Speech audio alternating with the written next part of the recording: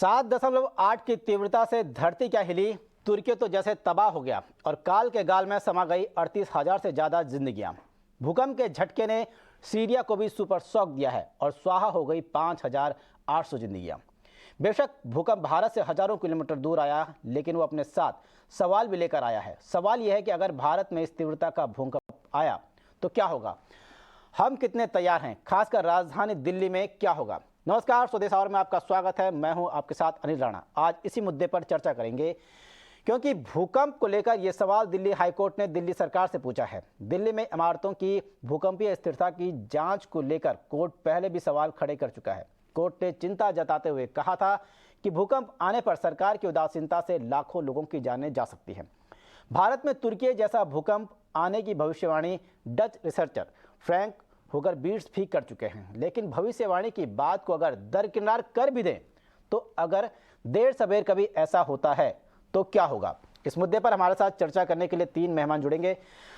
Professor दीप Narayan JNU से, Rajiv Mishra town planner हैं और डॉक्टर हसन राजा Naqvi assistant professor Jamia Millia Islamia.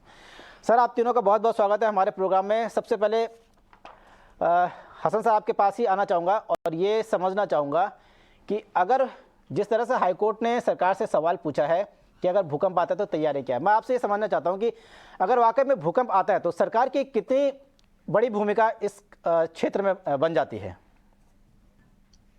Okay, शुक्रिया। मैं सबसे पहले आपको बताना चाहूँ कि अगर इस तीव्रता का भूकंप जैसा कि अभी टर्की में और सीरिया में आया, अगर दिल्ली में आता है, जो कि प्रिडिक्ट करा जा चुका है कि अगर मोर देन 6.5 रिक्टर स्केल पे अगर कोई भूकंप आता है तो बहुत ही ज़्यादा बड़े पैमाने पे यहाँ पर नुकसान होगा और डैमेजेस होने की आशंका है। क्योंकि अगर आप दिल्ली की स्थिति को देखें ज्योग्राफिकली तो दिल्ली सिर्फ 250 किलोमीटर दूर है सिस्मिकली एक्टिव हिमालयन कोलिजन जोन से, जो कि एरियली अगर हम देखें तो बहुत ही करीब है। और दिल्ली को क्योंकि ऑलरेडी ही सिस्मिक जोनिंग जोन में चौथे नंबर पे डाला गया है। चौथे नंबर का मतलब बहुत ही हाई रिस्क पे है दिल्ली एनसीआर जो रीजन है। और ये जो इंडियन प्लेट है ये सबडक्ट हो रही है यूरेशियन प्लेट की तरफ 5 से 6 सेंटीमीटर पर ईयर के हिसाब से। तो अगर कभी भी इस तरीके से दिल्ली में भूकंप आता है तो बहुत ही ज्यादा खतरनाक इसके हमें कॉन्सिक्वेंसेज या नजरिए देखने को मिलेंगे। और अगर हम बात करें दिल्ली की तो दिल्ली अगर आप देखें जियोलॉजिकली बहुत ही वीक स्ट्रक्चर्स पे पूरा दिल्ली जो है वो बेस्ड है। ज्यादातर जो एरिया यमुना के दोनों तरफ का, क्योंकि अगर आप देखें मिनिस्ट्री की रिपोर्ट भी बताती है कि यमुना के दोनों तरफ का जो एरिया है ये Yamuna flood plain, alluvial flood plain पे स्थित है, तो जो कि बहुत ही एक वीक स्ट्रक्चर्स पे बना हुआ है। और यहाँ पे हाई राइजेस जो बिल्डिंग है और इलीगल कंस्ट्रक्शन जो है, जितने भी हाई राइज सेटलमेंट्स हैं, ये अपने आप इस पूरे एरिया को आने वाले संकेत की तरफ के लिए चेतावनी दे रहे हैं कि कितने बड़े पैमाने पे नुकसान किया जा सकता है। तो अभी अगर हम देखें तैयारी में तो अभी हम काफी पीछे हैं। जैसे कि अगर हम बात करें कि जापान में, न्यूजीलैंड में, यूएस में, जो कि बहुत ही प्रिपेयर्ड है भूकंप को लेके, अर्थक्वेक को लेके, बहुत बड़े पैमाने पे वहां पर काम किया जा रहा है कि कितने नुकसान को कम किया जाए।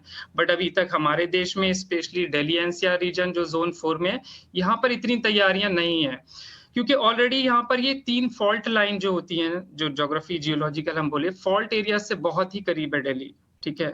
और सिस्मिक जोन से भी, सिस्मिक जोन में भी बहुत है। तो माइक्रो जोनेशन प्लानिंग हमारी सरकार को या हमको करनी चाहिए और हमें ये देखना चाहिए कि कहाँ कहाँ पर कितनी पॉपुलेशन डेंसिटी है, इसका माइक्रो जोनेशन मैपिंग किया जाए जिससे कि हम आने वाले रिस्क को कम कर सके।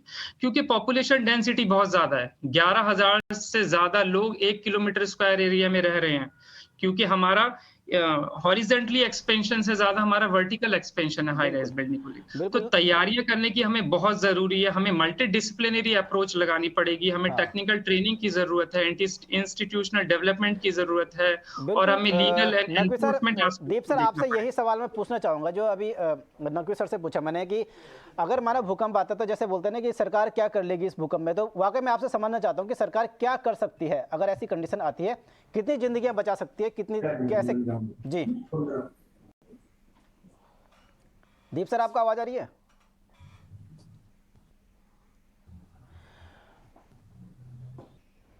नहीं, दीप सर आप से संपर्क नहीं हो पा रहा है, आपसे दोबारा कोशिश करते हैं। हमारे साथ Rajiv Mishra sir town planner भी जुड़ गए हैं। राजीव सर, आपसे समझना चाहूँगा कि तुर्की में भूकंप आया, हमने तस्वीरें देखी, ऐसी ऐसी तस्वीरें देखी कि कई मंजिला इमारत स्वाहा हो गई, लेकिन बगल में ही उसके ऐसी इमारतें भी थी जिन पे कुछ भी असर नहीं आया। इसको आप किस तरह से बिलीव करेंगे कि आखिर दिल्ली में इमारतें कैसी हैं? अगर भूकंप की स्थिति होती है तो वहाँ कितना नुकसान हो सकता है, या कितनी इमारतें मजबूत हैं कि हम इस भूकंप के झटके को सह सकते हैं?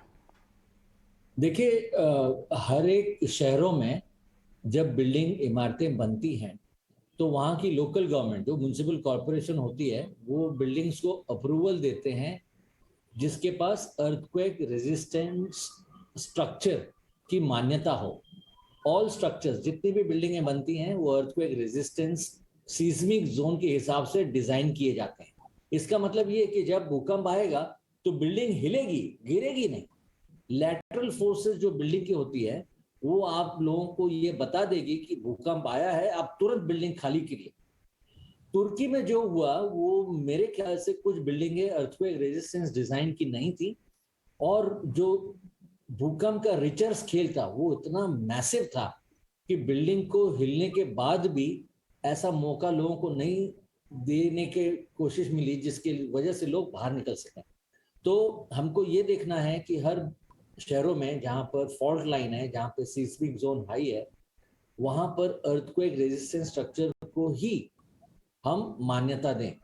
दूसरी ऐसी बात है कि डिजास्टर प्रिपेयर्डनेस होता है। हमारे पास नेशनल डिजास्टर मैनेजमेंट अथॉरिटी है दिल्ली में, जो लोगों को बताती है कि अगर कोई डिजास्टर हो तो हमको कैसे प्रिपरेशन करनी चाहिए। उस प्रिपरेशन को हमको इम्प्लीमेंट करना चाहिए और लोगों को सिखाना चाहिए कि अगर ऐसी सुनामी आए या अर्थक्वेक आए तो लोगों को क्या क्या तैयारी करके रखनी चाहिए। हम बंबई में जब फ्लड आता है तो एनडीएमए की मदद से क्या क्या सुविधाएं हमको मिलती हैं, क्या क्या हम कर सकते हैं, उसके बारे में लोगों को जानकारी देते हैं। तो मैं समझता हूं कि अपने आप को ये समझ लेना बहुत जरूरी है कि ऐसे वक्त पर क्या किया जाए जिससे लोगों की जान बचे। बिल्कुल। दीप नारायण सर, आपके पास आता हूं मैं, और सबसे पहले मेरा यही सवाल है कि भारत में हर साल लगभग 1000 भूकंप के झटके आते हैं, तो ये भूकंप के झटके कहते हैं कि आते रहने चाहिए, ये और 1000 जो झटके हैं, ये संख्या, इसको देख के आप क्या कहते हैं, भारत के लिए गुड न्यूज़ है या बैड न्यूज़ है? देखिए, ये प्रकृति का भारत के लिए संदेश है जी कि आप निश्चिंत होकर के ऊंचे ऊंचे मकान मत बनाइए, जी निश्चिंत होकर के बहुत ही सघन अर्बनाइजेशन मत करिए, क्योंकि दिल्ली एक बहुत ही हाईली डेंस महानगर है। लगभग 2 करोड़ की आबादी वाला ये शहर बन चुका है। एनसीआर को भी जोड़ेंगे तो आप 2.5 करोड़ के आसपास जाएंगे। जैसा पूर्व में बताया जा चुका है कि दिल्ली 3 सिस्मिक जोन में है और लगभग दिल्ली का 50% से अधिक जो कंस्ट्रक्शन है, आवासीय क्षेत्र है, वो अनऑथराइज्ड है। अब आप खुद सोच सकते हैं, जो अनऑथराइज्ड बिल्डिंग्स होंगी, आज दिल्ली सरकार को या भारत सरकार को मकान बन जाने के बाद पता चलता है कि ये इलीगल मकान था, इलीगल जमीन पे है या लीगल जमीन पर है, जो भी घटनाएं दिल्ली में हो रही हैं। तो ऐसे में दिल्ली कितना सेफ है, भारत कितना सेफ है, इसका हम आकलन कर सकते हैं। बिल्कुल। दूसरी बात, हम सदियों से भूकंप आते रहे भारत में, लेकिन भारत की बहुत बड़ी आबादी प्रभावित नहीं हुई। क्यों? क्योंकि उस समय लोगों के मकान ऐसे होते थे, जो है हॉरिजॉन्टल मकान होते थे, वर्टिकल ऊंचे ऊंचे मकान नहीं होते थे। अब क्या है, ऊंचे मकान होते हैं। ऊंचे मकान हल्का सा गिरेगा, हल्का सा कंपन पाएगा, और उसमें 7 पॉइंट्स, जो अपना दिल्ली है वो 4 जोन में आता है। 4 जोन 7 to 8 रिएक्टर स्केल के अंतर्गत आता है। जितने बड़े बड़े भूकंप आए हैं वो 7 से 8 के बीच में ही तबाही हुई है। चाहे भुज ले लीजिए, चाहे उत्तरकाशी ले लीजिए, और चाहे बिल्कुल तुर्की दीप का सर, ले आपकी लीजिए, आवाज में थोड़ा सा ये ब्रेक आ सब रहा है, साथ ही साथ आपका 7.7, थोड़ा सिग्नल कमजोर हो 7.8। गया है। हम नकवी सर आपके पास आना चाहेंगे, आपसे पूछना चाहते हैं कि जिस तरह से जोशीमठ का आपने हाल देखा, हल्का सा वहाँ जो जमीन खिसकी और जब सवाल उठे लोगों के घरों को लेकर, तो पता चला कि वो एक तरह से ये उन्होंने 7.7 परमिशन तक नहीं दी के थी। तो दीप सर, यही समझना चाहूँगा कि जो हमारे जो सरकारें हैं उनको क्या कंपलसरी कर देना चाहिए कि भूकंप रोधी जो नियम है उनको कंपलसरी कर देना चाहिए, क्योंकि अभी तक यहाँ सिर्फ सलाहकारी वो नियम है। क्या आप मान सकते हो तो मानिए, नहीं माना तो मत मानिए।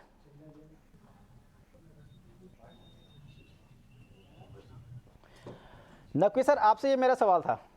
ओके, हाँ बिल्कुल, आपकी बात बिल्कुल सही है। जैसा कि आपने बताया कि ये भूस्खलन, लैंड सब्सिडेंस का जो केस है जोशीमठ का, ये हाईली डेवलपमेंट एक्टिविटीज करने की वजह से ही ये इस तरीके के इंसिडेंट सामने आ रहे हैं।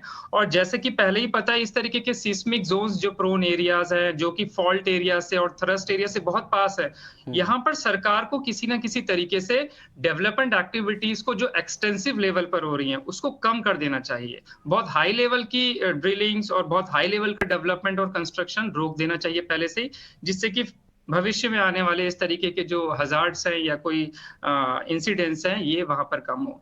इसके अलावा अगर हम खाली भूकंप प्रोन क्षेत्र की अगर बात करते हैं, तो यहाँ पर सरकार को, क्योंकि ज्यादातर सिटीज, जैसे हम दिल्ली एनसीआर की बात करें, पूरी डेवलप हो चुकी हैं, अब कोई स्कोप नहीं है सिवाय वर्टिकल एक्सपेंशन के सिटी के।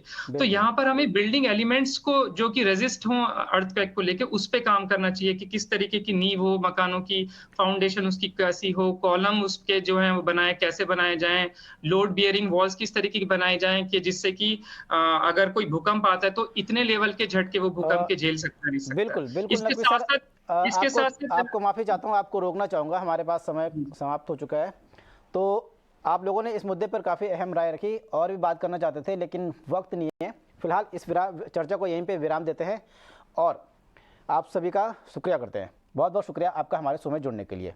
तो भूकंप को लेके ये चर्चा थी, जिसमें हमारे जो मेहमान थे उन्होंने बताया कि किस तरह से हमें तैयारियां करनी चाहिए, खासकर जो मकान बनाने की इंजीनियरिंग को लेकर है और जिस तरह से अनऑथराइज्ड कॉलोनियाँ हैं उनको लेकर सबसे बड़ी चिंता है, जो वाकई में दिल्ली के लिए एक बड़ी चिंता का सबब बन सकता है। और शायद यही वजह है कि दिल्ली हाईकोर्ट ने भी दिल्ली सरकार को इसी चिंता को लेकर उनसे जवाब मांगा है। फिलहाल इस स्वदेश आवर में इतना ही, मुझे दीजिए इजाज़त, नमस्कार।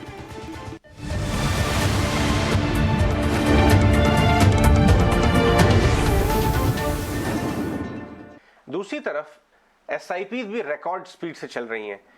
ये किस तरह का बिहेवियर है, इन्वेस्टर बिहेवियर, कंजम्पशन बिहेवियर, जो आप देख रहे हैं? ये हमें नहीं लगता है कि ये दोनों एक्सक्लूसिव थिंग्स हैं, क्योंकि जो इन्वेस्ट करते हैं वो कंज्यूम भी कर सकते हैं। शायद ये भी हो रहा होगा कि जो एसआईपी में ज्यादा पैसे इन्वेस्ट करके जो लॉन्ग टर्म में अच्छा खासा वेल्थ क्रिएट कर रहे हैं, वो शायद अभी भी स्पेंड कर रहे हैं, वो दिख भी रहा है। जैसे आप देखते हैं टॉप एंड लग्जरी सेगमेंट में कंजम्पशन कुछ खास निराशाजनक नहीं रहा है, लेकिन रूरल डिपेंडेंट जो सेगमेंट है कंजम्पशन का, वहाँ पे अभी भी थोड़ा नरम डिमांड है। तो शायद वहाँ पे जो कोविड के बाद जो हमने देखा है, डिस्ट्रप्शन के बाद जो रूरल इकोनॉमी में हिट लगा था, उसके वजह से शायद वो कॉन्फिडेंस अभी तक वापस नहीं आया। लेकिन जो लग्जरी सेगमेंट में हम देखते हैं तो शायद ही वहाँ पे कुछ ज्यादा असर पड़ा है। तो हमें नहीं लगता है कि ये इन्वेस्टमेंट्स और कंजम्पशन दोनों एक्सक्लूसिव है, और इन्वेस्टमेंट होता है तो कंजम्पशन नहीं होगा, ऐसा तो नहीं बोल सकते।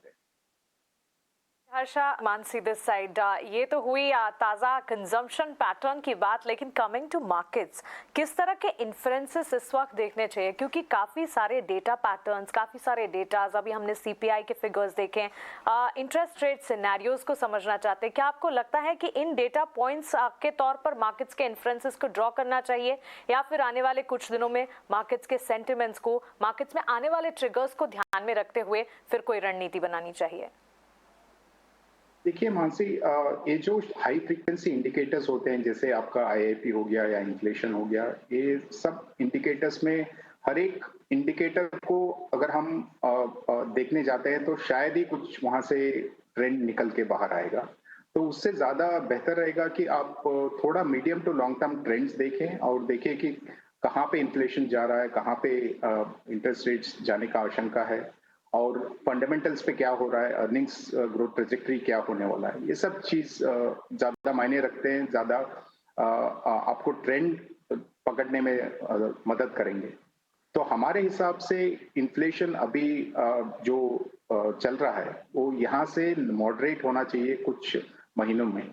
अगर वो होता है तो शायद हम यहाँ से बहुत ज्यादा इंटरेस्ट रेट हाइक्स नहीं देखेंगे और उससे एक पॉजिटिव इम्पैक्ट रहेगा इक्विटी मार्केट्स पे। और ये भी हम अनुमान लगाते हैं कि अगले जो 2-3 तिमाही के नतीजे आएंगे वो शायद बेटर रहेंगे, क्योंकि वहां पे इन्फ्लेशन जब मॉडरेट होता है तो वो कॉर्पोरेट प्रॉफिटेबिलिटी पे भी पॉजिटिव इम्पैक्ट रहेगा।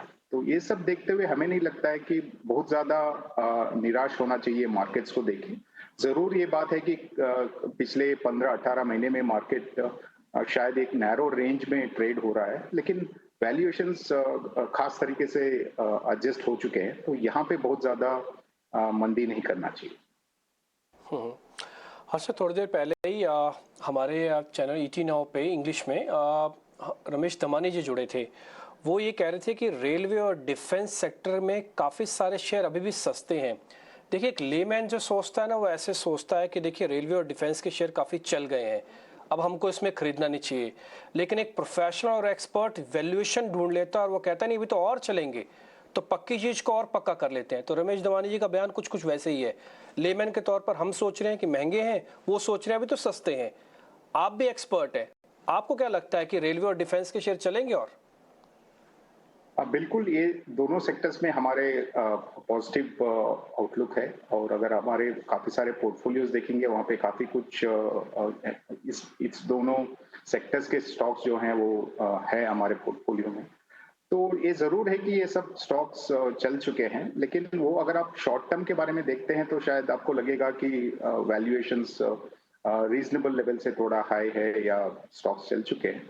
लेकिन आपको ये भी देखना जरूरी है कि ये सब सेक्टर्स में काफी सालों से गवर्नमेंट का फोकस नहीं रहा, और अभी जो फोकस है अगर वो कंटिन्यू होता है तो आपको बहुत लंबी अवधि के लिए एक लॉन्ग टर्म ग्रोथ रेट जो है वो बरकरार रहेगी। अगर उस चीज होता है, और अगर आप डिफेंस को लेते हैं जहाँ पे इंडिजिनाइजेशन का बात हो रहा है, तो अगर इंडिजिनाइजेशन लेवल्स बढ़ते जाते हैं तो ये जो भारतीय कंपनी है उनके लिए तो बहुत बड़ा अपॉर्चुनिटी है। और साथ साथ में हम ये भी देख रहे हैं कि काफी सारे एक्सपोर्ट ऑर्डर्स भी डिफेंस में आने का पॉसिबिलिटी है। तो ये सब देखते हुए मीडियम और लॉन्ग टर्म अगर आप ग्रोथ रेट्स देखते हैं तो वो जरूर बहुत ही बेहतर रहेंगे जो आपने पिछले 4 या 5 साल में देखे रहेंगे उसके हिसाब से। तो जब हम ये एनालिसिस करते हैं तो वैल्यूएशन इतने महंगे नहीं लगते हैं। तो हमारे हिसाब से यहाँ पे पॉजिटिव एक फोकस रखना चाहिए। बात करना चाहूंगा, अगर हम देखें जैसे इनोवेयर कंपनीज की वॉल्यूम ग्रोथ आई, फुटवेयर कंपनी की वॉल्यूम ग्रोथ आई, पेंट कंपनीज की वॉल्यूम ग्रोथ आई, पिडिलाइट, एशियन पेंट्स, कजारिया सिरेमिक, सेंचुरी प्लाई, जितना भी होम इंप्रूवमेंट, कहीं ना कहीं वॉल्यूम ग्रोथ में एक बार नरमी दिखाई दी।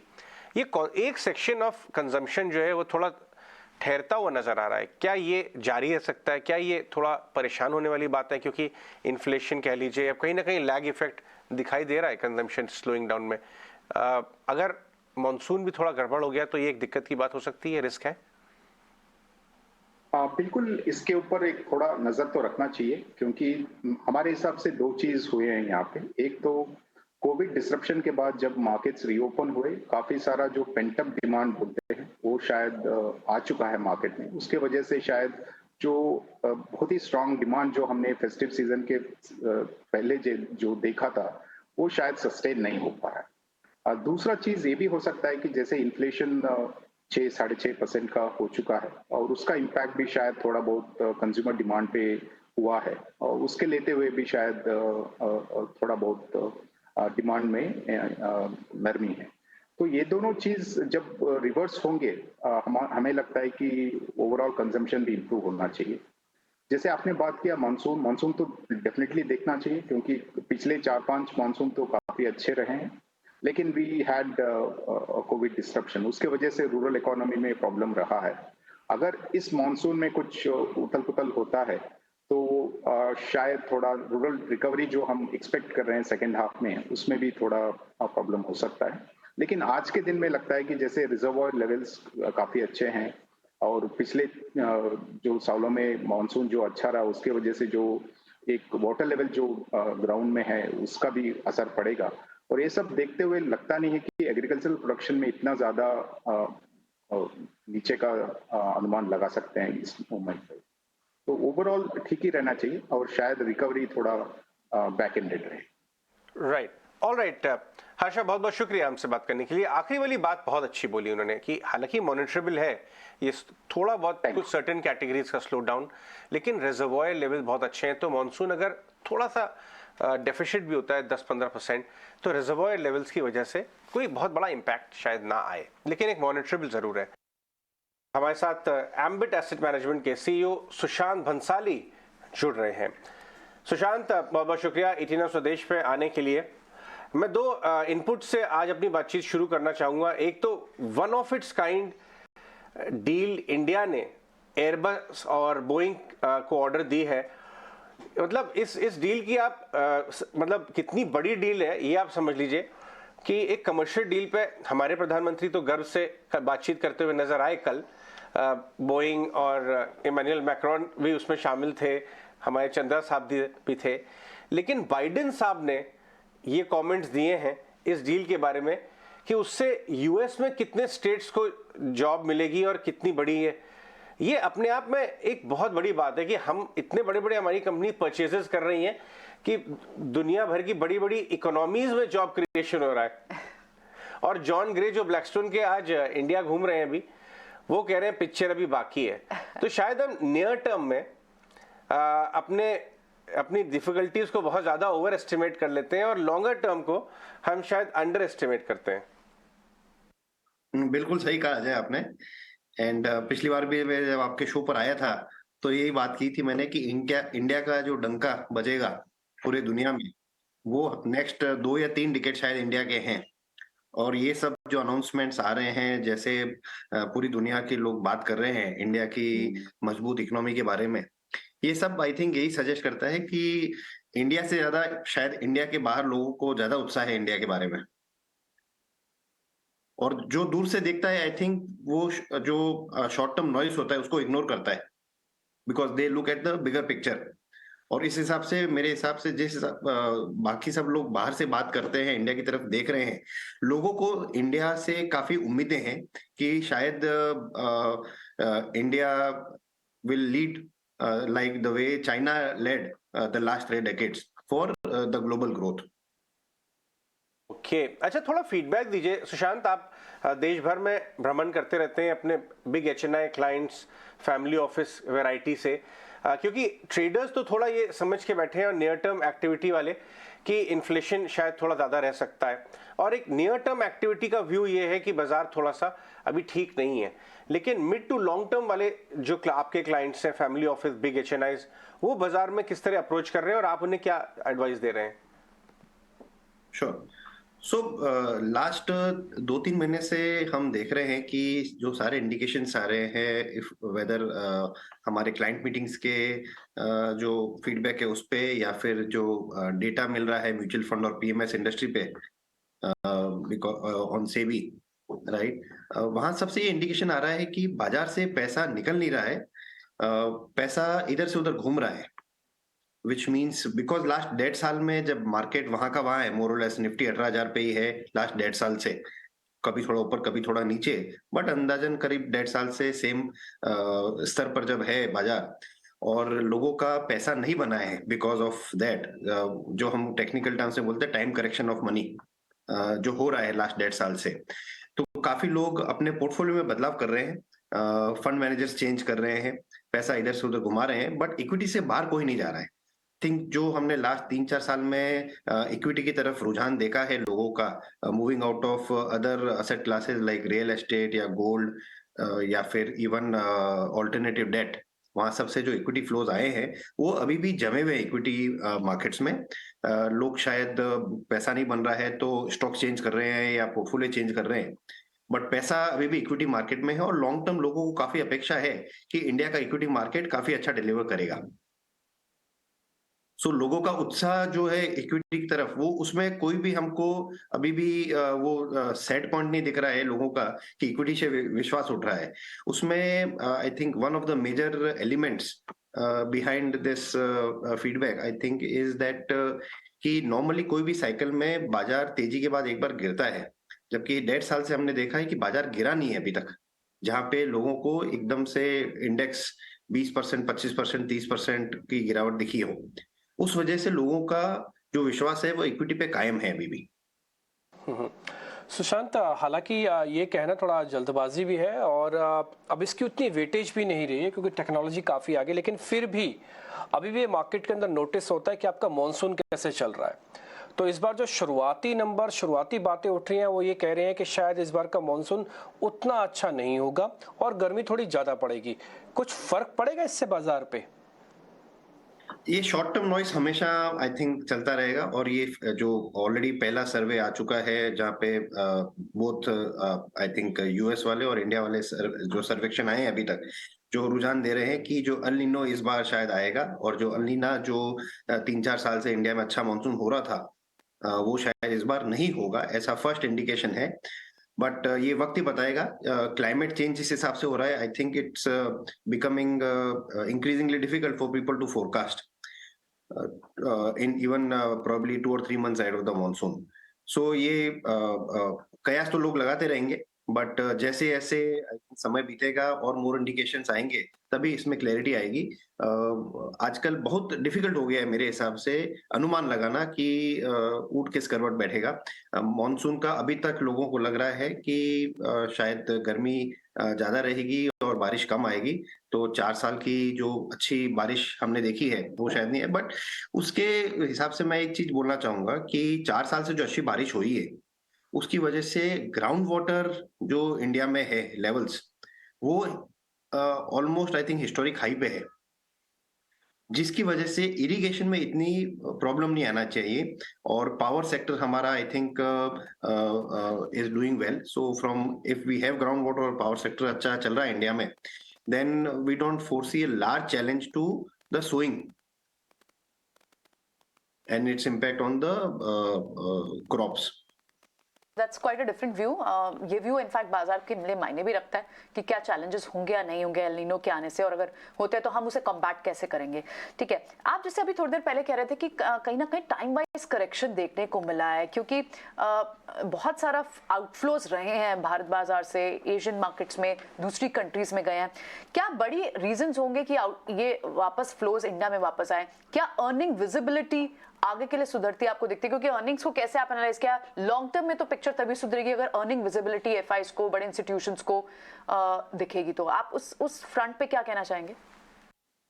सो अर्निंग्स विजिबिलिटी है, उसमें मेरा एक ही कहना है कि लास्ट 2 साल में तकरीबन सारे सेक्टर्स ने देयर आर जो साइक्लिकल सेक्टर्स होते हैं वो ऊपर और नीचे होते रहेंगे, but otherwise most of the sectors have delivered good earnings in the last 2 years। But अब से हमको आगे, और आई थिंक Q3 में हम ऑलरेडी देख रहे हैं कि अभी एक डिफरेंस आना चालू हो गया है। एक तरफ की कंपनियां जो कंटिन्यू कर रही है अपनी अर्निंग ग्रोथ को, और there are few companies which are now getting challenged. तो नेक्स्ट 1-1.5 साल में हमें ये पोलराइजेशन ऑफ अर्निंग्स वापस देखने को मिलेगा, जो हमको 2017, 18 और 19 में देखने को मिला था, जब एक तरह की कंपनीज थी जो जीडीपी जब एवरेज ग्रो कर रही थी तब भी they were able to grow by about 15%, right? And there were many companies who were not able to deliver positive earning growth also for 2 or 3 years.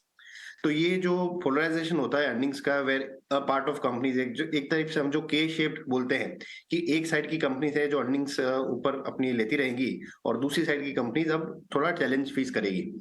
ये फेस आई थिंक मार्केट का चालू हो गया है from last couple of quarters, और ये next 3-4 quarter चलता रहेगा unless the economy starts booming up and we start growing 6.5-7% plus for the next 2 or 3 years। और एफआईज जनरली, वेदर एफआईज और डोमेस्टिक इन्वेस्टर्स, सारे इन्वेस्टर्स अल्टीमेटली अर्निंग्स को ही I think सबसे बड़ा मानते हैं और उसके पीछे ही भागते हैं। तो जिन कंपनीज में अर्निंग ग्रोथ अच्छी आएगी, एफआईज हो या डोमेस्टिक इन्वेस्टर्स हो, रिटेल इन्वेस्टर्स हो, सबके सब उन्हीं कंपनियों को लैपअप करने के लिए रेस में रहेंगे।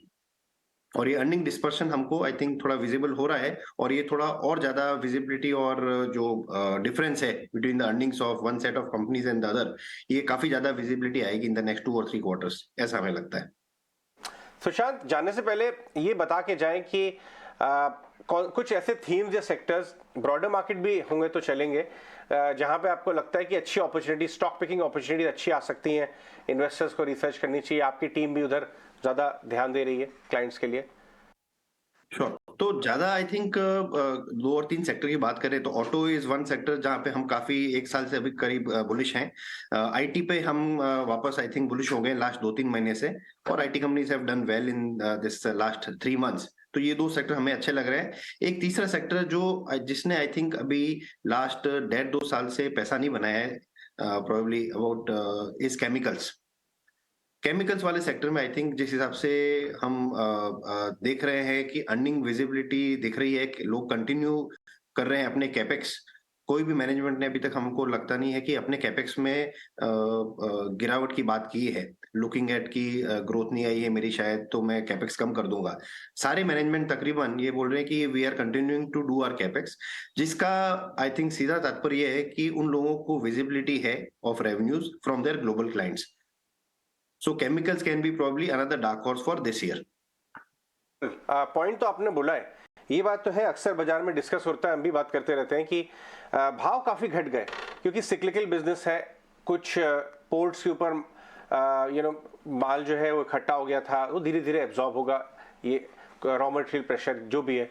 लेकिन एक भी बड़ी कंपनी ने, चाहे एसआरएफ हो, चाहे आरती हो, चाहे कोई भी हो, उन्होंने, किसी कंपनी ने, पीआई ने अपने कैपेक्स को स्केल बैक नहीं किया है। यानी वो नियर टर्म इश्यूज के बियॉन्ड देख रहे हैं।